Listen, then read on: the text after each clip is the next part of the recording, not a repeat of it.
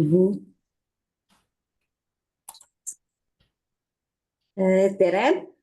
kõigile, kes siin on kohale peale tulnud ja kes on teisel pool ekraani. Mina olen Merle Kelter ja kuidas teil sealpool ilm on? Meil siin on Tallinnas nagu söölaevas. Kogu aeg on pime. Enam ei mäletagi, milline päike välja näeb, aga pole hullu. Varsti läheb selgemaks ja helgemaks. Ja sama helgemaks läheb ka uus maamaks kogu aeg. Ja siis ma räägingi sellest, siis kõigepealt alustan siis 2024. aasta maamaksust, mis oli. Ja oli siis 2024. aastal oli siis kasvupiirang 5 eurot. 5%, 10% või 5 eurot on ju. Ja kui 10% oli väiksem kui 5 eurot on ju, siis tõusis maamaks 5 eurot on ju.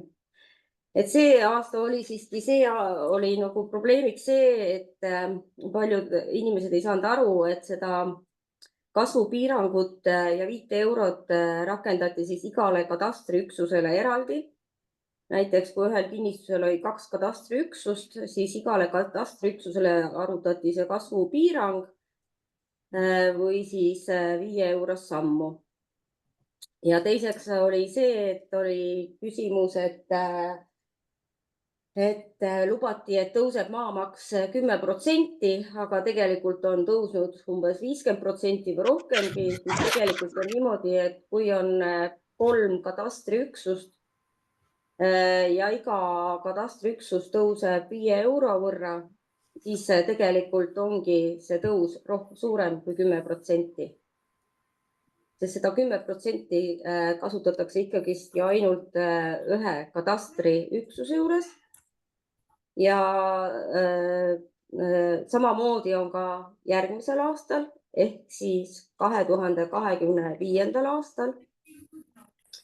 2025. aastal väga suures plaanis midagi ei muutu. Ainult kui väärtused, et on siis maksumäärad muutusid osadel sihtotstarvetel.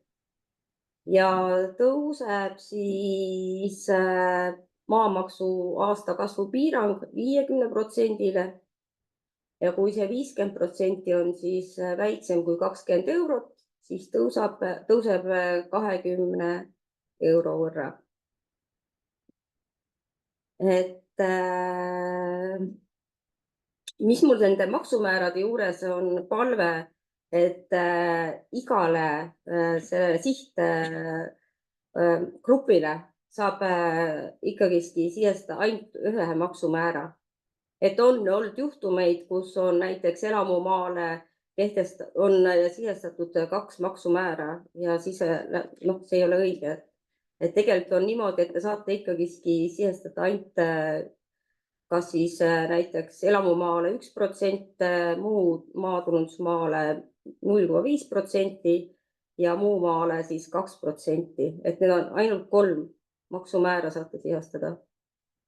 Et neid erinevatele sihtotstarvetele erinevad maksumäärasid. Jah, te saate sisestada, aga siis on see vale.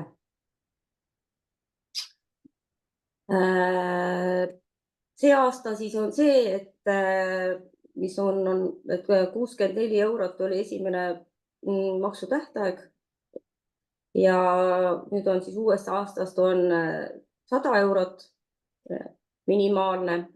Kuid me teeme oma süsteemis niimoodi, et ei ole niimoodi, et kui maamaks on 65 eurot, et 64 eurot maksab 31 märts ja 1 euro 1. oktoober.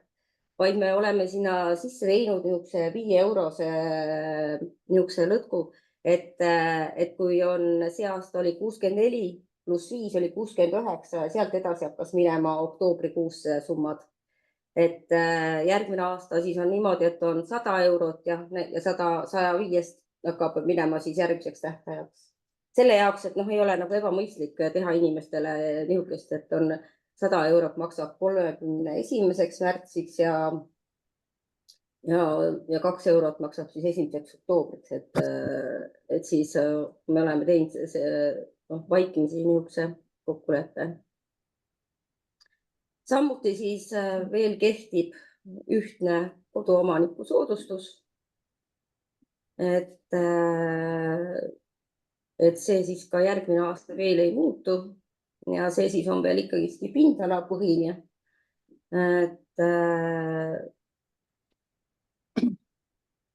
Et põhimõtteliselt need ongi ainult need muudatused, mis järgmine aasta siis muutuvad.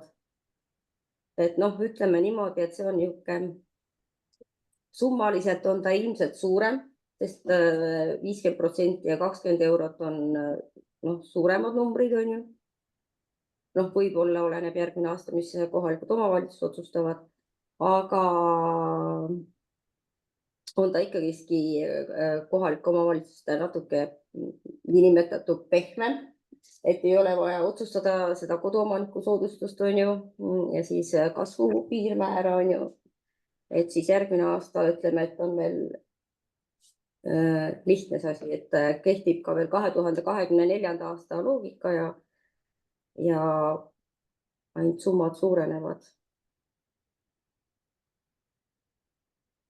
2026 on siis niimoodi, et tuleb siis, on otsustatud, et KOV-id peavad saama rohkem otsustusvõimet. Sellega seoses siis nad saavad määrata siis seda kasvutempo vahemikus 10–100. Kui kohalik omavalitsus seda vahemikku ei kehtesta, siis vaikimisi tuleb 10%, nii või teisiti. Aga siis sellega tuleb arvestada, et kui 2027 aasta ka protsenti ei määrata, siis võetakse 2026. aasta protsent ja see on ka 10%. Et see on jah. Ja siis uuesti on siis 5-eurone samm 20 eurose asemel, et see siis on nagu väiksem.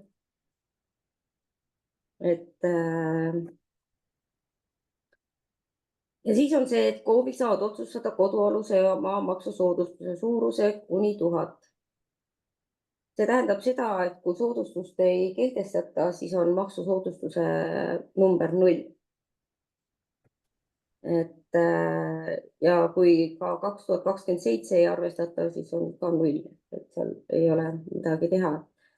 Et kui suur see number peab olema, mis vahemikes need numbrid peavad olema, ei oska meie öelda. Seda peab KOV otsustama. Mis on veel kodualuse maamaksusoodustusel, et see summa, mis kehtestatakse, kehtivad KOV-i üleselt ühesuguselt. Et ei saa olla, et ühes kohas on üks summa, teises teine summa, vaid kui KOV kehtestab 500 eurot, siis on üle KOV-i on 500 eurot. Ja nii see on. Jah, selle tulemusel võivad olla niimoodi, et mõned saavad nagu kannatada, mõned võidavad. Vot, võta sa kinni, mis see nagu kõige parem olla saab. Et jah, et seda niisugust nagu ei ole, et saab nagu piirkonniti erinevalt kehtestada. Mis muutub 2026 on veel see, et kui siiamaani on eramute puhul läheb see praegu nagu ütleme, see soodustuse summa nagu jagamisele või praegu ütleme, nagu praegu on pindala 1500, on ju, eramutel on 2 omanikku, siis üks saab soodustust 750 ja teine saab soodustust 750, aga korteriomanikud saavad mõlemad omanikud 1500 maksuvabastust praegu seaduse järgi. 2026. aastal ühtlustati see asi ära, et need korteriomanikud ei oleks siis nagu paremas seisuses, aga siin on samamoodi, et kui on kehtestatud KOV-i piires 500 eurot ja on korteris 2 omanikku, siis üks omanik saab 250 ja teine omanik saab 250. Et ei ole niimoodi, et kõik korteri omanikud saavad 500. Natuke segane. Nii oli see soov, et miks...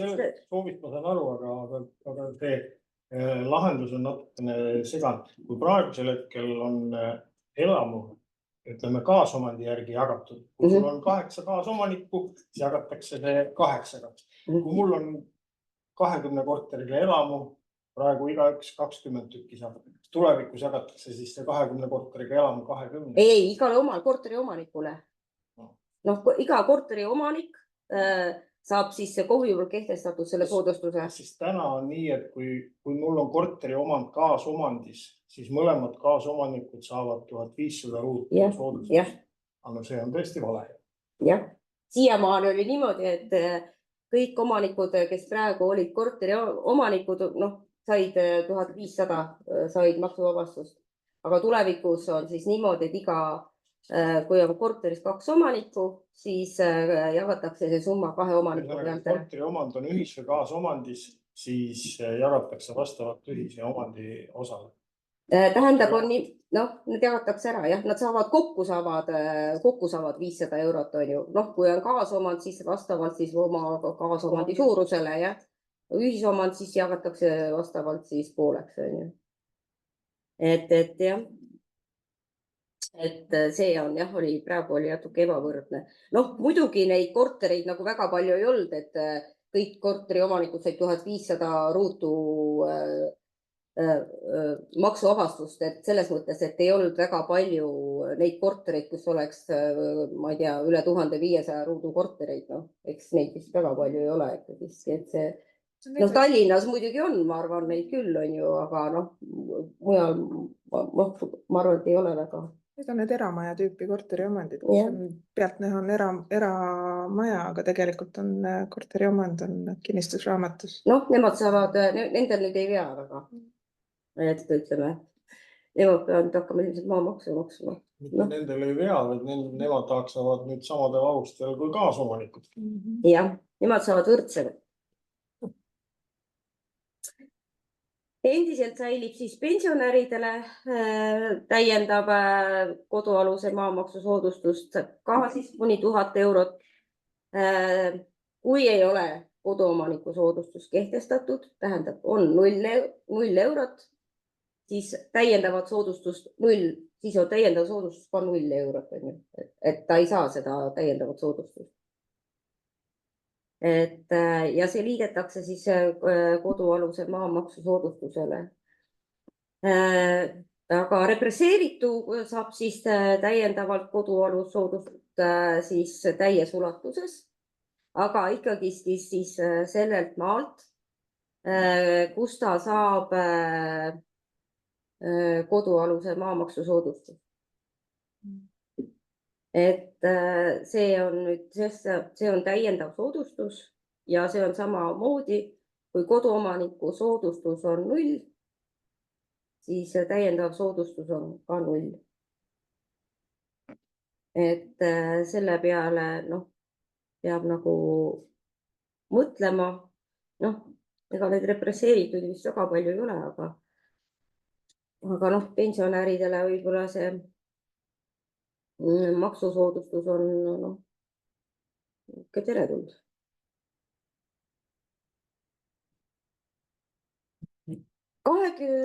Siis 2026 tuleb muudatus siis ühes maksuvabastuse liigi osas.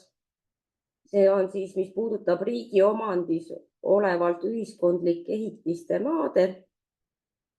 Sest see praegu natuke tekitas segadust, et millal riigi omandis olev maa, kui antakse rendile, läheb maksu alla ja millal ei lähe maksu alla, siis nüüd ta lihtsalt selgitati paremini ära, et millal on ta ikkagi maksuvaba, et on ta siis riigiasutus. kohaliku omavalitsuse asutus või siis juriidiline isik, siis vastavates punktides 2, 3, 5 või 8. Et noh, need 2, 3, 5 või 8 on niisugused, et noh, ilmselgelt need on nagunii, mis tuleb kohalikel omavalitsustel käsitsi enam-vähem sisestada, sest noh, et siin on muidugi mõned punktid on see, et meil pole siiamaani ühtegi soodustust olnud, ega me ei teagi üldse, kas meil süsteemis sellist maad on nagu see rahvusvahelise sõjalise peakorteri kasutuselt olevalt maalt, et ilmselt meil selliseid andmeid ei olegi. Et praegu jah, et kui ta nüüd läheb ikkagiski, antakse mitte riigiasutusele või kohaliku omavalitsuse asutusele, siis läheb see läheb maksu alla. Oleme täpsustamas, kui palju siin seda on KOV-il käsitööd, soovime ja tahame teha võimalikult vähe, et oleks kohalikul omavalitsusel selles osas käsitööd, aga kuna need andmed tulevad registrist, siis me täpsustame ja selgitame täpsemalt, kuidas ja kui palju me neid andmeid kätte saame sealt kohaliku registrist. Et aga noh, jah, sest et soov on küll, et võimalikult vähe jääks käsitööd. Noh, enim võib-olla pakubki küsimus see kohaliku omavalitsuse asutus on ju. Sest kunagi oli meil tehtud, et saaks võib-olla registrikoodi põhjal seda võtta, aga seda registrikoodi põhjal välja võtta ei saa, sest selle registrikoodi algusega hakkavad ka teised juriidilised isikud, mis peaksid tegelikult maksu maksma.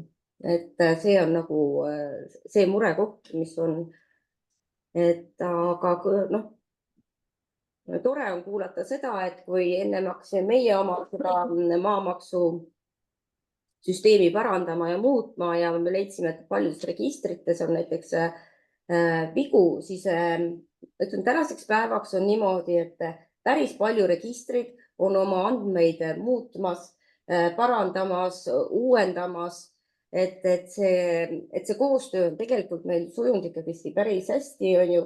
Noh, eks iga uuenduse muutmisega tekivad algus võib-olla mingisugused tõrked, aga tegelikult on asi läinud ikkagi tööregistritega paremuse poole ja noh, meil on omad seal kontaktid ja noh, et ütleme niimoodi, selles osas läheb meil hästi.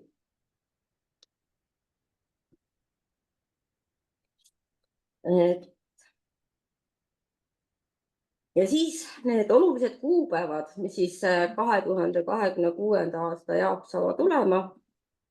Enamus on siis need kuupäevad 2025, mida siis tuleb teha.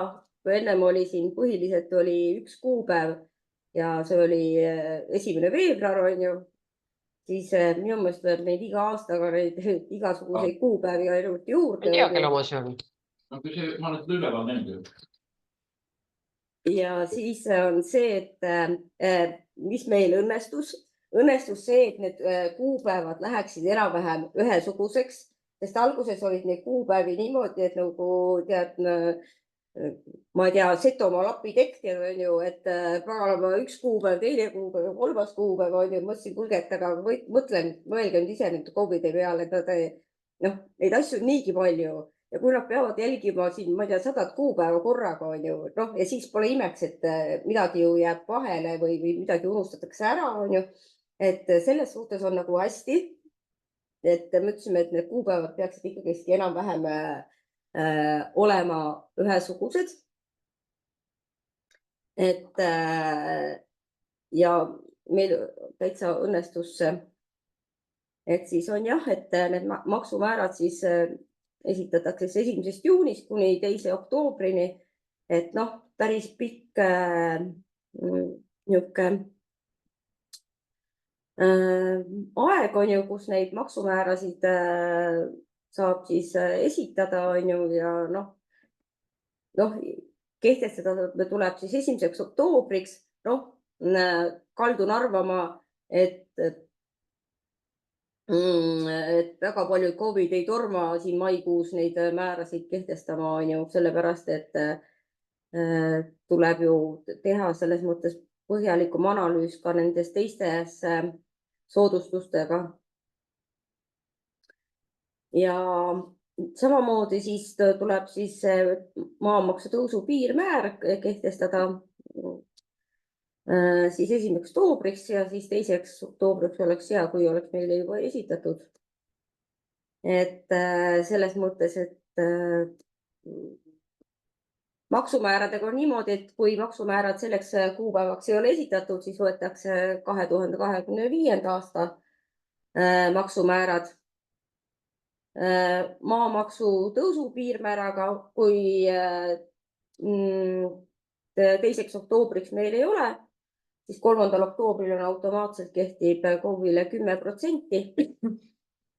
Et nendega on nagu selles mõttes on nagu lihtne. Ja samamoodi siis ka soodustuste kuupäevad tuleb siis kehtestada siis 1. oktoobriks ja sisestatakse 2. oktoobriks. Ja samamoodi, et kuna see soodustused lähevad pindalapõhiselt summapõhiseks, on ju, siis meil on niimoodi, et kui 2026. aasta 2. oktoobriks see sisestatud ei ole, siis on 0 eurot soodustused. Nii koduomaniku soodustus, pensionäri soodustus kui represseeritu soodustus. Et seal ei ole vahet, mis soodustus. Et 2006. siis arvutamise alusandmed ainuke, mis vanast ajast on või siin algusaegadest järgi on jäänud, et tuleb kehtestada siis 1. veebruariks, see on siis 1. veebruar 2026 on ju, sest ülejäänud määrad ja soodustused tuleb kõik sisestada ja siis juba 2025. aastal.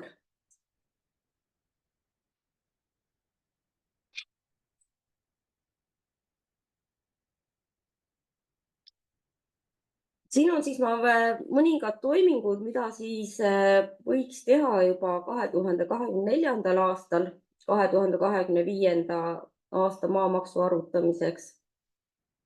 Ja meiepoolne soovitus ongi, et mida rohkem te saate neid andmeid muuta või parandusi teha, nii palju kui võimalusi on, et teha need muudatused ära 2024. aastal. Et me ei ole keelatud need 2025 teha, aga 24 on. Millised andmeid me peaksime siis parandama? Ma natukese aja pärast mõningatest räägin. Ma unustasin ennem ütlemata, et praegu on siis niisugune nagu ütleme teoreetilisem pool. 17. detsember me teeme tegelikult uue koolituse ja me teeme siis põhimõtteliselt praktilise koolituse. Me enam siis sellist teooriat nagu ei räägi, vaid ikkagi me teeme siis juba mingeid konkreetsemaid näiteid. Kui on seal mingisuguseid küsimusi teie poolt tekib, on ju, siis me mingite arvutuste osas, näiteks nende osas me püüame neid näiteid tuua, et see on nagu praktiline pool, me tahame seda 17. detsember teha. Samas me saame ka siis rääkida väga täpsemalt, kuidas ja mida parandada üldse saab. Sest tegelikkuses on niimoodi, et kui mõni aeg tagasi, kui kohalikud omavalitsused esitasid meile oma andmed või esitasid Maa-ameti poolt andmed, on ju, siis oli see, et me suunasime nagu need maksumaksjad rohkem nagu KOV-i poole. tänasel päeval on see asi muutunud, sest tegelikult oleme meie, kes kogume andmeid ja tegelikult meie, kes nendega töötleme, et tegelikult on see, et me ei soovi suunata nii palju inimesi kohaliku omavalitsuste poole. Kahju on tõdeda küll, et see ei ole veel väga hästi õnnestunud, et me siin oleme suunanud küll natukene, aga noh, nagu ma olen kuulnud teie kõnedest, et see kõik ei ole niimoodi laabunud, aga me püüame seekord veel kord rohkem selgitada, et missugustel juhtudel üldse tasub kohaliku omavalitsuse poole pöörduda ja missugusel puhul me peame nende vigadele ise otsa vaatama ja ise lahendama.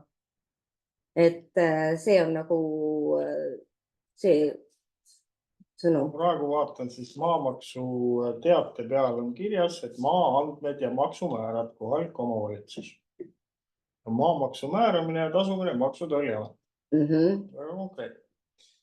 Aga maamaksumäärad on selleks hetkeks ju ammu määratud. Ega kohalik omavalitsus ju midagi muuta seal enam ei saa. Ja. Nii. Maade andmed tulevad registrist. Samamoodi jälle me midagi muuta ei saa. Me mitte ei vaielnud, vaid mingid täielikud kalad olid meil sisse tulnud, mis oli täielik anomaalia, et andmed tulid registrist, aga nad ei vastanud registri andmetele. Mis ta oli siis? Kurna D30, eks ole. Oli hoopis teistmoodi, oli kinnistuslahendus, kui on kinnistusraamatus ja neid pool aastatki edasi tagasi põrgatasime. Ma ei tea, kas nüüd on ilmselt korras, aga võttis aega. Ja need, kui on meil tehnilised pead, siis need võtavadki aega. Ja miks nad võtavad kaasa?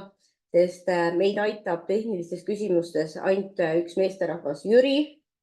Rohkem meil kuskilt abitööjõudu võtta ei ole ja see Jüri peab lahendama kõik tehnilised probleemid. Kahjuks on ta ainult üksinda. Ja kuna Jüri tahab ka vahest puhata, siis ongi meil siis, kui Jüri puhkab, siis on meil täiesti niimoodi, et me oleme kätetöö ja jalutu tegelikult. Ja selle tõttu need asjadki muidugi niimoodi nagu venivad. Ega me ise tahaks ka, me tahaks ka nendest muredest väga ruttu lahti saada. Ega me ka väga õnnelikud nende üle ei ole. Et me ei ole see tüüpiline eestlane, et mida rohkem muresid, seda õnnelikum me oleme. Et me tahaks jah, aga kuna meil see Jüri on ka ainult üksinda, me oleme palunud lisaressurssi, aga ei anta, sest ei ole ka neil võtta seda kuskilt lisaressurssi, sellepärast, et jah, ja miks need anomaaliad tekkisid, sellepärast, et jah, meil oli tehniline viga oli sees ja me lahendame seda, et selles mõttes küll, jah. Tegelikult on see probleem ka, et isegi kui mina saaks sisestada, eks ole, andmeid, siis nii kui tegemist on kaasomandiga, nii mina teist kaasomanikku sinna sisestada ei saa. Ühe ma sain, aga hakkab teist panema, ütleb, ei ole õigusi, kõik nägemist on ju. Ei saa seda asja ikka korda teha. Ja me võime öelda, kuidas saab korda teha, aga ma näiteks seda hea meelega järgmine kord. Ja seda saab korda teha. Aga seda ei saanud teha see aasta. Seal on väike nipp, ütleme niimoodi. Aga need nipid me näitame ära siis, kui me oleme saanud uued slaidid teha ja näidata, kuidas seda asja saab lahendada tegelikult. Et tegelikult on, meil on ikkagi plaanis ikka teiega ikka suuresti ikka koostööd teha ja mis ongi täna tore, et nii palju osalejaid on, siis me ikkagi tunneme, et me oleme ikka vajalikud teile ka, et me niisama ei istu siin 9. korrusel toreduse pärast. Ja ühesõnaga siis neid andmeid saab siis parandada kuni 1. veebruar 2025. Et selleks pärast seda tuleb siis andmed ära kinnitada. Ja mida siis praegu saab, kõige lihtsamad on see, et kontrollida siis kohaliku omavalitsuse kontaktandmeid. Et on juhtunud niimoodi, et on eelmine kes tegeles maamaksuga on ära läinud, on ju, on uus inimene, aga kontaktandmed on ikkagiski valed, on ju, sest noh, need lähevad sinna ikkagiski maksuteatele. Et noh, tänaseks päevaks on teil ka soodustuste parameetrid juba teada. Noh, ma arvan, kellel on seal siis pensionäri soodustusi või represseeritu soodustusi. No represseeritu on, siis saab täies ulatuses, aga noh, pensionäril on kuni 1500 ruutmeetrit, et siis on seda. Ja saab ka siis kontrollida neid registrist tulnud andmeid, saab vajadusel muuta, parandada, lisada. Aga jah, ma parema meelega räägiksin täpsemalt nendest siis 17. detsembri koolitusel. Et noh, mida saab kontrollida, on ka katastriüksuste maksuvabastusi ja siis neid maksuvabastusi saab siis ka vajadusel muuta või lisada, on ju. Et noh, need on nüüd nagu ühed asjad, et noh, mis on need üldkasutatavad teed või noh, mida te olete tavapäraselt lisanud, et siis praegu ma nagu 2025 maamaksu andmeid üldse ei näe siin. Mare poole pealt peaks nägema. No. Maisist ei näegi. Maisi kanname 15. jaanuaril. Et jah. Ja siis 2025. aastal siis alates 15. jaanuarist lähevad siis maamaksu arutamiseks andmed Marest maisi. Miks 15. jaanuarist, sest registritest tuleb veel andmeid kuni 14. Üks nendest on siis rahvastikuregister, sellepärast me ei kanna neid andmeid ennem Marest maisi. Jah, see lühike aeg, millal kohalik omavalitsus saab teha nüüd siis kuni 1. jaanuarini parandusi, on see lühike, jah, 15. jaanuarist kuni 1. veebruarini. Aga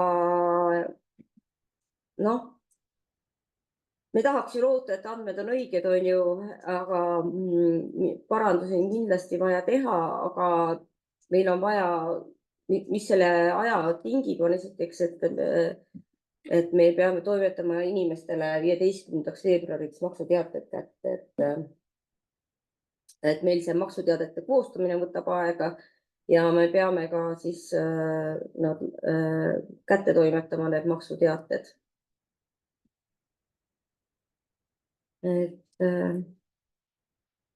Nii, mida nüüd veel saab 2024 teha, on see mitteresidendi koodi taotlemine. Et seda saab siis teha nüüd kahte moodi. Üks asi ühel juhul on see, et kui KOV saab ise moodustada, selle jaoks ta peab siis saama, siin on väike juhis, ta peab saama siis taotlema üksikõigusena, ehk siis kas linnapea või vallavanem või nende poolt volitatud isikud siis taotlevad selle õiguse ja siis saab seal ka KOV ametnik ise seda koodi taotleda. Samas kuvatakse ka seal need koodid, tähendab, kui see kood on juba olemas, siis kuvatakse see kood kohe kohalikule omavalitsusele. Kui seda koodi ei ole ja on ainult üks nimi, siis kuvatakse ka see kood. Aga kui tuleb, et sarnase nimega koode on mitu, siis läheb see avaldus ametniku lauale, kes siis hakkab vaatama, missugusele isikule täpsemalt see kood kuulub või tuleb väljastada. Et iseenesest on see suht-koht lihtne, kui neid õigusi taotleda. Ja siis saab kiiremini ka, aga samas saab koode taotleda ka tavapäraselt saata oma soov siis aadressile empta.empta, et no, kus siis on siis vajalik see isiku nimi, sünniaeg, välisriigi kood. Väga-väga hea oleks, kui oleks aadress ka. Sest noh, kui ei ole aadressi, ei ole meil seda teadet kuskile saata. Me maksuteate moodustame, aga teadet ei ole kuskil saata. Mina olen soovitanud panna ka juurde, kui ei ole muud aadressi, siis Eesti aadress. Kui ta on Eestis soetanud mingisuguse kinni, muidugi välja arvatud siis, kui on tegemist mingi põllumaaga, ilmselgelt seda aadressi ei ole mõtet lisada. Aga kui on tegemist mingi korteri või ma ei tea, mingi eramu või mida iganes, siis on nagu mõistlik lisada see Eesti aadress, et meil on vähemalt kuhugigi. Kui ta on ikka soetanud siin kinnisvara, siis tal ikkagi peaks, jah, seal kuskil notarilepingutes peaks need aadressid olema, aga meie ei näe neid ja ma ei tea, ega vist kohalikud omavalitsused ka ei näe neid. Selles mõttes on kahju, et sest tegelikult notarilepingutes peavad ju kõik need isikuandmed olemas olema. Et see on nagu, et on kaks võimalust, ja sellega võib siis alustada juba 2024. aastal, sest 2025 läheb väga kiireks, et kui te saadate meile need kooditaotlused, siis mina neid ei tee, vaid need lähevad siis ikkagi kuskile ringlusesse, siis keegi inimene saab need, siis ta siis teeb need, kui tal parasjagu jõuab, ja siis saate teie alles selle koodi, et see on niisugune pikk nagu jada, et lihtsam on ikkagi ise seda koodi teha ja mugavam ka, sest seal tuleb mõningaid lahtreid täita. Ja ma arvan, et kuidas neid lahtreid täita ja mismoodi tegelikult selle kohta võiks täitsa juhendi ka saata, sest jah, seal on mõningad nüansid, mida peab täitma ja mõningad on see, kus ei pea täitma, aga kui te täidate ühe lahtre ära, siis ta nõuab teise lahtrisse ka juba numbrit, nii et seal on.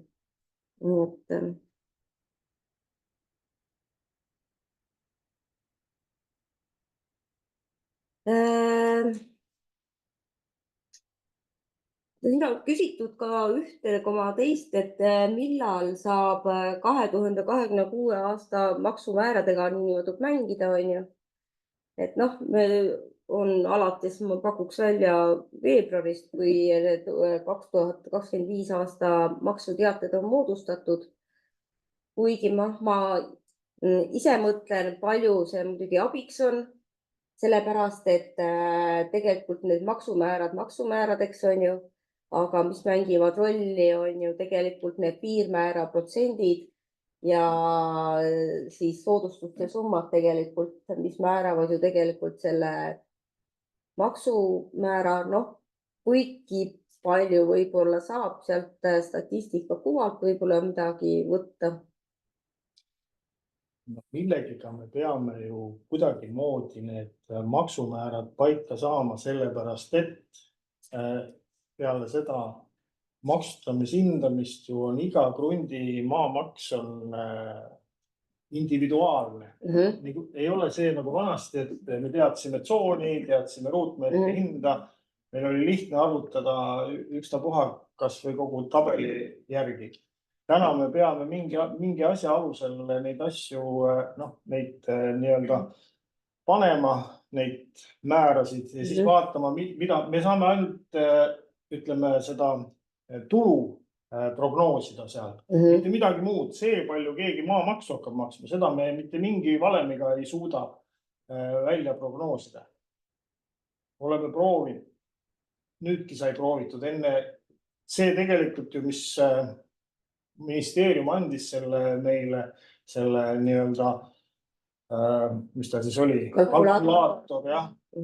See ju tuli praktiliselt viimasel minutil, meil oli ammu juba volikogu esimene lugemine ära, enne kui see kalkulaator tuli. Kuna meil on 2 lugemist, me peame tegema varakult pihta hakkama sellega.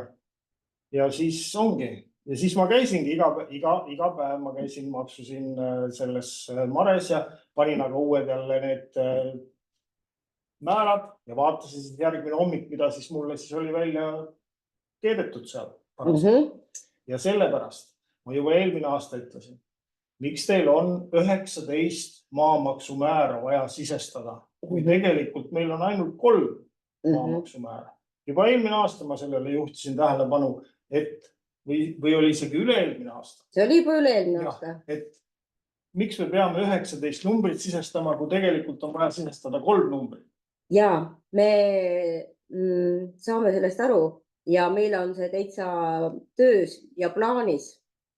Aga meil on praegu lahendamised on prioriteet järjekorras, ei ole see kõige esimeses number 1.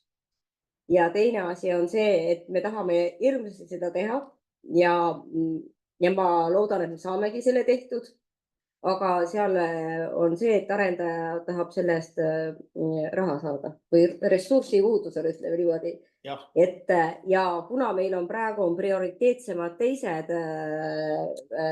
lahendused, mida on vaja maamaksu arvutamisel, et siis meil on nagu, me võtame, et prioriteet number 1 on see vead, mis takistavad maamaksu arvutamist.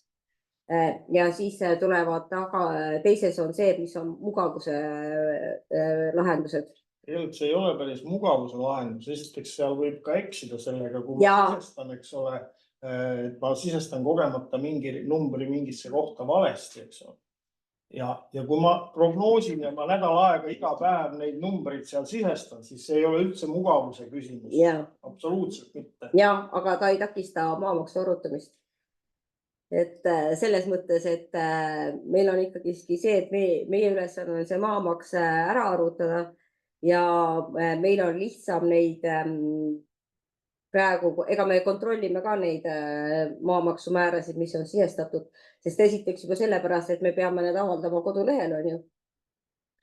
Ja ka ennem seda me ju ikkagi kontrollime ära, mis maksumäärad on sisestatud. Jah, ma olen nõus, neid on olnud, kus on eksitud maksumäärade sisestamisega. Just võib-olla tänu sellele, et kuna neid tuleb 19 tükki sisestada ja meil on see plaanis tõesti see viia 3 numbrile.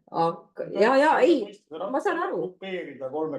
Ja ma saan teist väga hästi aru ja see ongi. Mina pean ju suutma volikogus selgeks teha kogu nendele volinikele, miks me just sellise maamaksumäära paneme või õigemini, miks me selle ettepaneku teeme, et määrata selline maamaksumäär ja kui mul ei ole läbi mängitud neid asju, erinevaid variante, siis mul ei ole mingil moel mingit tagatist, et ma oskan neile põhjendada, miks ma just sellise maamaksumäära neile välja pakun kehtestamiseks. Selles mõttes ma tahakski nüüd öelda, et see 2025 oli veel kerge. 2026 saab oluliselt keerulisem olla volikogule selle kinnitada. 2025 oli kerge. Aga edaspidi saab olema keerulisem. 2026 on keerulisem, 2027 jälle ei ole nii keeruline enam. Seda me ei tea, sinnamaani võib veel 100 korda seda seadust muuta ka, nii et uus Riigikogu ja muudab veel korra seadust, seda me ei tea, mis seal 27 hakkab toimuma. No te ootate seda või? Ei oota, aga ma olen avatud meeltega nii-öelda. Ma tean, kuidas seda poliitika käib. Ma selle koha pealt sulgeksid meeled. Ja meeled. 26 on uus korraline hindamine. Seda on, aga õnneks see mõjutab alles 2028 aasta maamaksu. 27 saab võib-olla siis hingata natuke. Sellepärast ongi see, et see käibki nädal aega iga päev, et ei unustaks uued jälle määrad panna ja siis vaadata seda tabelit ja siis hakata seda tabelit siis nii-öelda analüüsima, et mis me siis sealt nüüd kätte saime, eks ole, nende määradega, mis need võiksid tulla. See on paras niisugune keemia. Ma saan sellest aru, jah, ega see ongi tüütu tegelikult, aga midagi ei ole teha, praegu ta nii on ja ta meil tööde järjekorras tegelikult on. Ja meil on juba, kuigi juba edenenud. ma ei pea silmas mitte seda, okei, see 19 on üks asi, aga teine asi, tegelikult meil puudub ju selle analüüsimiseks puudub ju see nii kalkulaator või ükstapuha, kuidas me teda ka ei nimeta, eks ole, mingisuguse tööriist, et kuidas me üldse suudame neid määrasid, neid asju selliselt analüüsida ja ettepanekuid teha üldse kehtestamiseks, kui meil ei ole seda tulemit kuskilt võtta lihtsalt. Jah, on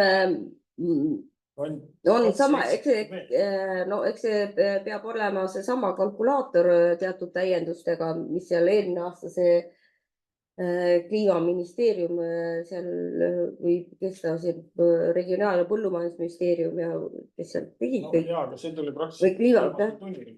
Jah, aga nüüd on ta põhimõtteliselt olemas, et ilmselt tuleb seda täiendada ja ilmselt nad seda ka täiendavad. Sest sellepärast, et Sulev Liivik on ju väga kursis, et te olete probleemi ees ja et te vajate abi. Ja ma usun, et ta kindlasti vägagi tegeleb sellega, et see kalkulaator saaks valmis ja mitte nüüd tõesti niimoodi, et 30. septembriks, vaid äkki varem. Et see oleks, jah, me oleme rääkinud sel teemal ja ta ise on väga teadlik sellega, et kohalikel omavalitsustel on seda arvutust vaja. Maikuus on meil vaja hakata sellega juba tegelema, sellepärast, et kui meil on määruse 2 lugemist, vahepeal on suvi, puhkuste aeg, me ei saa mingil, me ei jõua lihtsalt, tahes-tahtmata ei jõua. Ja, nüüd on, kui eelmine aasta tehti see kalkulaator, ütleme, see esimene kalkulaator läks nüüd üldse, ei sobinud, siis see teine kalkulaator oli enam-vähem ja nad on nüüd saanud nagu juba enam-vähem järjele, et nüüd on nagu lihtsam sellel kalkulaatorile võib-olla lisada teatud asju lihtsalt juurde, täiendada, et see on nagu lihtsam, et nad ei pea nagu nullist hakkama seda kalkulaatorit tegema, vaid nad täiendavad seda kalkulaatorit ja ma ütlen, et nad on teadlikud selles ja nad kindlasti tegelevad sellega ja ma arvan ka, et nad saavad selle varem valmis kui ma ei tea, 30. september. Et selge see, et varem. Sellega midagi teha. Ei, ma räägingi, et ma arvan, et nad saavad jah, varem valmis sellega. Ma tahaks loota, et äkki kevadel või millagi ikka. Kuna see ei ole suuresti meie teha, sellega tegeleb, see Sulev Liivik ja jah, meil on ka seal mingi oma panus seal võib-olla, aga siis selle valmiduses oleneb nendest ikkagi. Alusandmed tulevad teilt. Alusandmed tulevad meilt ja meil ongi sellega, ütleme natuke probleeme.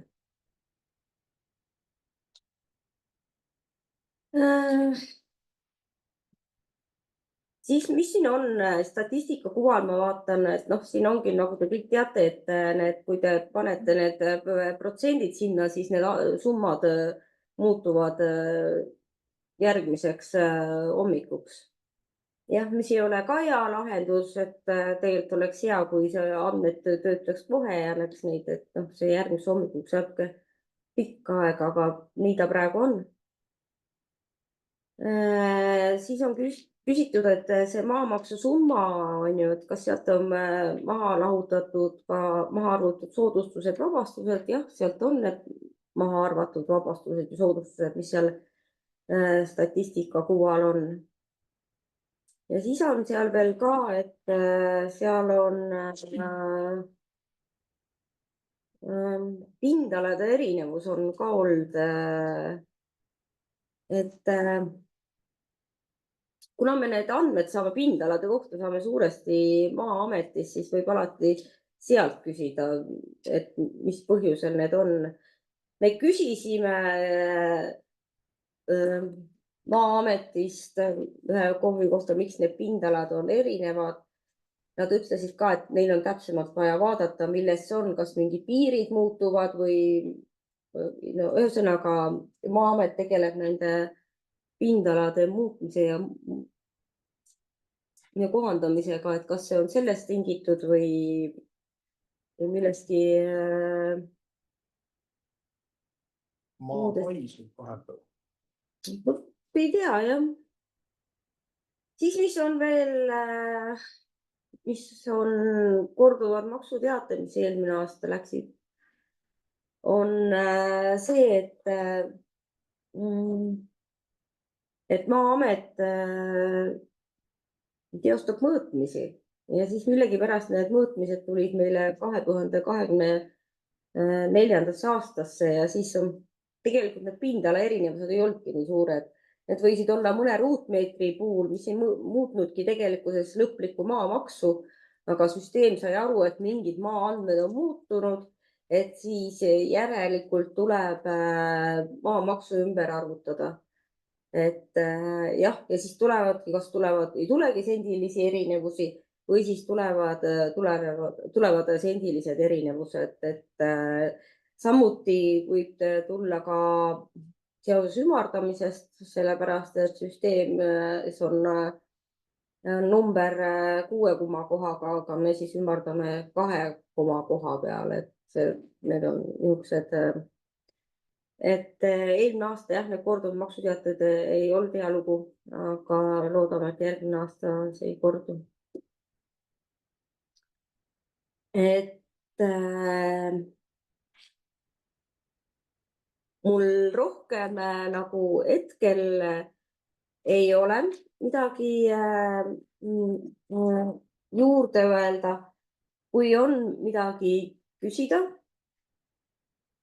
Jah, et aitäh, et kes siis seal osalesite ja et siis on loodan, et mingisuguse informatsiooni te ikka saite siit ja et siis kohtume siis 17. detsember. Ma saadan ka varsti need lingid,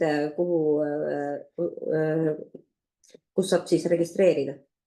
Aga siis